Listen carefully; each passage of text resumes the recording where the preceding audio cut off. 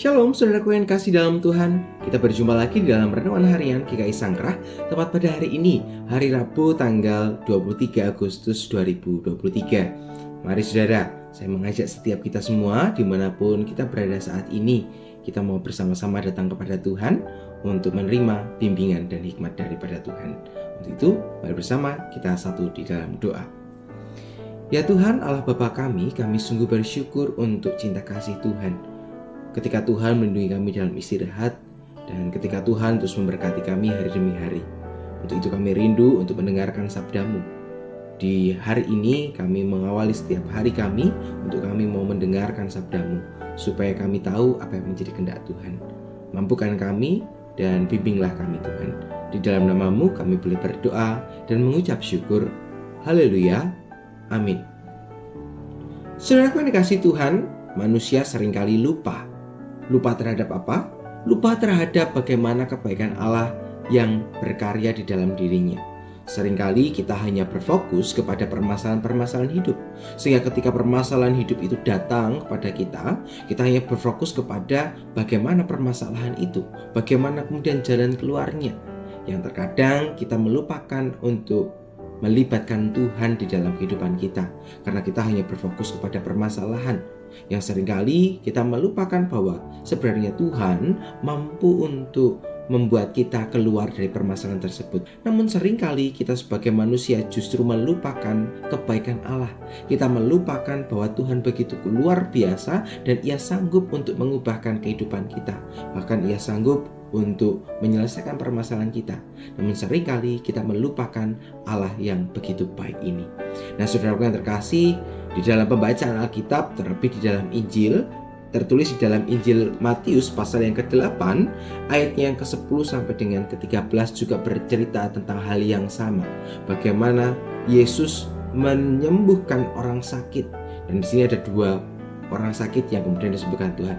Mari bersama-sama kita membaca bagian Alkitab ini di dalam Injil Matius pasal yang ke-8 ayatnya yang ke-10 sampai dengan yang ke-13. Demikianlah firman Tuhan. Setelah Yesus mendengar hal itu, heranlah ia dan berkata kepada mereka yang mengikutnya, "Aku berkata kepadamu, sesungguhnya iman sebesar ini pun tidak pernah aku jumpai pada seorang pun di antara orang Israel. Aku berkata kepadamu, banyak orang datang dari timur dan barat dan duduk makan bersama-sama dengan Abraham, Ishak dan Yakub di dalam kerajaan surga. Sedangkan anak-anak kerajaan itu akan dicampakkan ke dalam kegelapan yang paling gelap. Di sanalah akan terdapat retak dan kertak gigi." Lalu Yesus berkata kepada perwira itu, "Pulanglah dan jadilah kepadamu seperti yang engkau percaya." Maka pada saat itu juga sembuhlah hambanya. Nah saudaraku yang terkasih dalam Tuhan, di dalam pembacaan kita di dalam Injil Matius pasal yang ke-8, terlebih dalam ayat yang pertama sampai dengan ke-13, itu menceritakan tentang bagaimana Yesus di tengah kondisi pelayanannya. Bagaimana Yesus sudah sangat dikenal oleh banyak orang. Kisah Yesus sangat dikenal dan juga dinanti-nanti oleh banyak orang. Terlebih dalam bagian ini kita bisa melihat bahwa Yesus barusan saja menyembuhkan dua orang yang sakit. Yang pertama, di dalam pasal yang ke-8 ayat yang pertama sampai dengan ke-4, bagaimana orang kusta disembuhkan. Itu menceritakan bagaimana orang kusta itu datang memohon kepada Tuhan. Ia berharap penuh kepada Tuhan dan imannya membawanya kepada pemulihan sehingga ia disembuhkan oleh Tuhan. Nah, cerita yang kedua justru muncul dari seorang perwira, di mana perwira itu memiliki hamba dan hambanya ini ternyata sakit lumpuh. Tetapi sang perwira ini begitu baik hatinya. Orang perwira ini tentu dia tidak mengenal Kristus, dia berasal dari Roma gitu ya. Dia bukan bagian dari orang-orang Yahudi, tetapi ia berharap kepada sang pemberi hidup. Bagian ini menunjukkan tentang bela rasa yang diperlihatkan oleh sang perwira. Bela rasa terhadap hambanya yang mengalami persoalan. Bukan hanya persoalan fisik, tetapi juga persoalan sosial. Fisik tentu dilihat dari bagaimana orang lumpuh ini tidak bisa melakukan banyak hal karena malfungsi yang dimiliki oleh tubuhnya. Yang kedua, persoalan yang dialami adalah persoalan sosial, di mana kala itu orang-orang yang sakit selalu tidak mendapatkan ruang. Ia selalu disisihkan, ia selalu disingkirkan. Nah, melihat dua persoalan ini tadi, sang perwira tadi kemudian menjumpai Yesus. Dan ketika ia menjumpai Yesus, ia mengatakan, aku tidak layak untuk mendapatkan kebaikan Tuhan. Di ayat yang ke-8 saya dikatakan, Tuhan, aku tidak layak menerima Tuhan di dalam rumahku.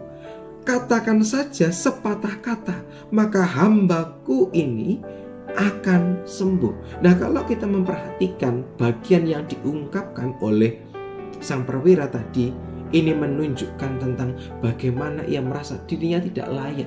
Tetapi di tengah kondisi yang tidak layak ini, dia percaya bahwa Tuhan sanggup untuk menyembuhkan hambanya, meskipun hanya dengan perkataan, meskipun ia tidak berjumpa dengan Tuhan secara langsung. Dan apa yang menjadi respon Tuhan? Yesus justru memuji iman yang dimiliki oleh perwira tersebut. Sebab dikatakan di sana, orang Israel tidak ada yang memiliki iman seperti yang dimiliki oleh seorang perwira. Tentu kita ingat bagaimana perwira adalah orang Romawi, tetapi ia sanggup menunjukkan tentang imannya. Meskipun ia tidak percaya kepada Tuhan, tetapi ia berharap hanya kepada Tuhan. Ia tahu bahwa Tuhan Yesus sanggup untuk menyembuhkan. Dan itu tidak sama dengan yang dilakukan oleh umat Israel. Orang Israel atau orang-orang Israel ini adalah mereka yang selalu melupakan Tuhan. Meskipun Tuhan sudah berkali-kali menyatakan kebaikan, tetapi mereka selalu melupakan apa yang menjadi kebaikan Tuhan. Nah, saudaraku yang terkasih dalam Tuhan, dua bagian ini menceritakan dan juga memberikan kita pada sebuah refleksi. Bagaimana kita diingatkan Tuhan untuk percaya kepada Tuhan, untuk memiliki iman yang hidup, iman yang terus menggumuli, iman yang terus percaya kepada Tuhan, iman yang terus mau melewati segala macam persoalan dan selalu mengingat Tuhan di tengah persoalan yang dihadapi. Nah, saudaraku yang terkasih, pada bagian ini sediakah kita juga mau untuk berbela rasa, sama seperti seorang perwira yang mau untuk memperhatikan hambanya? Maukah kita juga sama mendoakan sesama kita, bersama-sama menggumuli pergumulan yang dialami oleh saudara kita, Maukah kita untuk bersahati? Maukah kita untuk berbela rasa, membantu orang-orang di sekitar kita?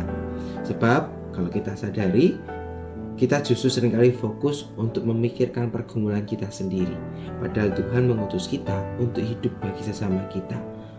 Itulah yang dimaksudkan sebagai iman yang hidup, iman yang sejati, iman yang selalu mau menggumulkan, iman yang selalu tidak memikirkan dirinya sendiri, iman yang tidak hanya berfokus kepada dirinya sendiri.